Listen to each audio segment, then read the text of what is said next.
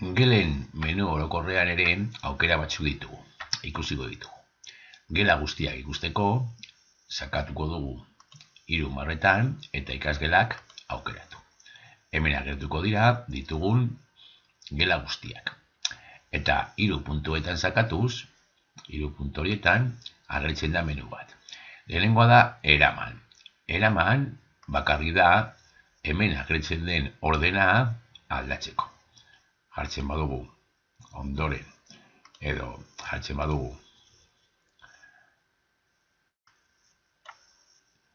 hasierara eraman, hasierara joango da eta aldatzen da ordena. Bigarrena, editatu, gela bakoitzaren menua edo ezaugarriak agertzen dira eta hortik berriro aldatu alditugu edo zeo zer gehitu. 3. aurkituko dugu kopiatu.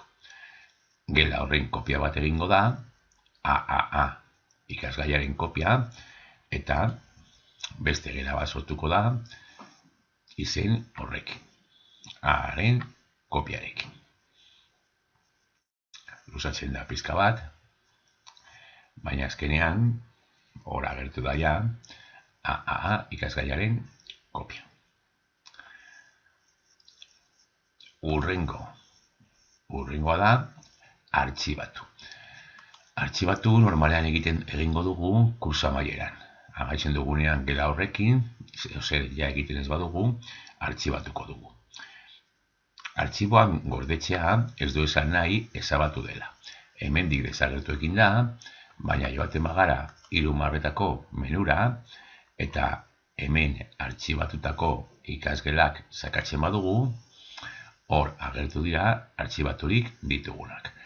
Eta berriro sakatzen badugu 3 puntuetan, leheneratu ahal dugu edo ezabatu betirako. Orduan, leheneratu egiten badugu, berriro aurkituko dugu gela hori ikasgelen artean. 3 puntuetako menua erabiliz ere, ezarpenak kudeatu ahal ditugu. Hemen daukagu gure profila eta jakinarazpenak. Helbide elektronikoa, hemen gauza batzuk aldatu ahal ditugu, baina normalean utziko dugu dana dagoen moduan. Jaso posta elektroniko bidezko jakinarazpenak, mailean jasotzeko, iruzkin bat dagoenean edo jakinarazpen bat dagoenean, eta hemen kudeatan dugu pizka bat, gauza batzu. Baina normalean horrela etxuko ditugu beti. Eta ikasgelako jakinarazpenak zein geletatik jaso nahi ditugu. Baditugu 3 gelak eta jaso nahi ez badugu gela bateko jakinarazpenak desgaituko dugu hemen.